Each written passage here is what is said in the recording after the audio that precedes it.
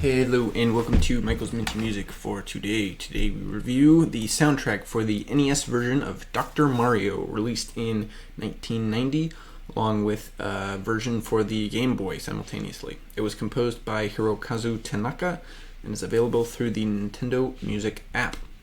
This is the track listing, and these are the tracks added to my playlist, 4 out of 10, so 1 under half.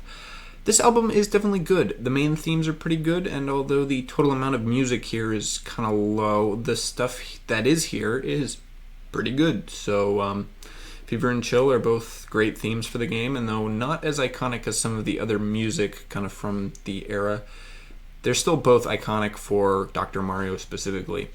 The ending themes are also pretty decent, although not good enough on the first listen to make it into my playlist. The album flows fine. It basically goes from a short song to a long song and back through the album, kind of split up, which does give it a nice balance. 16 minutes is not very long, but it's still a good chunk longer than some of the other soundtracks for the NES. And we're still using the NES sound chips. There's nothing really innovative here that hasn't been done before, technologically speaking. Although this is somewhat the first time someone other than Koji Kondo has worked on the music for a Mario game, even though it's specifically Dr. Mario and not one of the main platformers. We're still waiting on the day before we get our third Nintendo composer, but for now we stick with Tanaka and Kondo. Overall, a pretty good album, although not blowing anything out of the water for sure. Still pretty good. My favorite track here is probably Chill. That's my favorite Dr. Mario theme, and I really do like it a lot, especially since it's not as well known and played when compared to other Mario music. The Versus Game Over song is also pretty good, though. It reminds me of some of the sort of Kirby stuff, which is cool. I rank this album third out of the 4 Mario soundtracks I reviewed so far, only above Super Mario 2, which is definitely lackluster when compared to the other albums. Dr. Mario is pretty much on par with the sort of original Super Mario Bros. Soundtrack in quality, although it's not quite as iconic, so it takes the lower space. The two are essentially the same quality, although the Super Mario Bros. Stuff has been played a lot more and reused, while Dr. Mario is a little bit more out there. So depending on which one you like better for that, I think either one could take it. But Super Mario Bros. 3 is definitely better than both of them.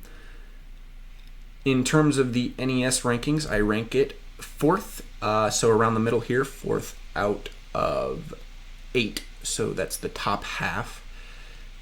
This is actually the last NES soundtrack in the Nintendo Music app, chronologically, so until they add more NES stuff, this is the final NES game soundtrack ranking. I think that Dr. Mario is superior to the NES version of Tetris, but I don't think it would beat out the Game Boy version, although I do like the Dr. Mario music quite a bit.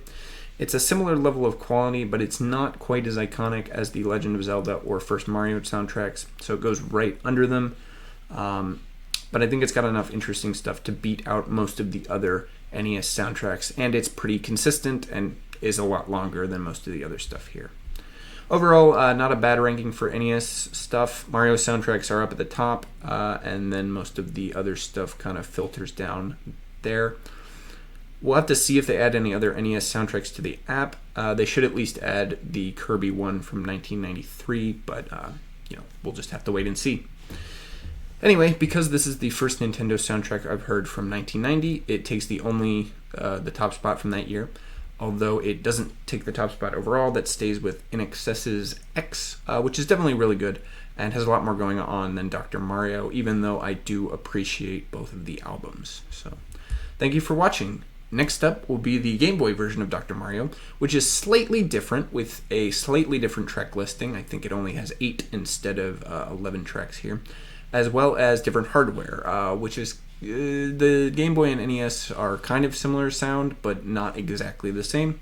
I'm not sure if I'll like the Game Boy one better or not, so we'll just have to see, so stay tuned for that, and as always, stay minty.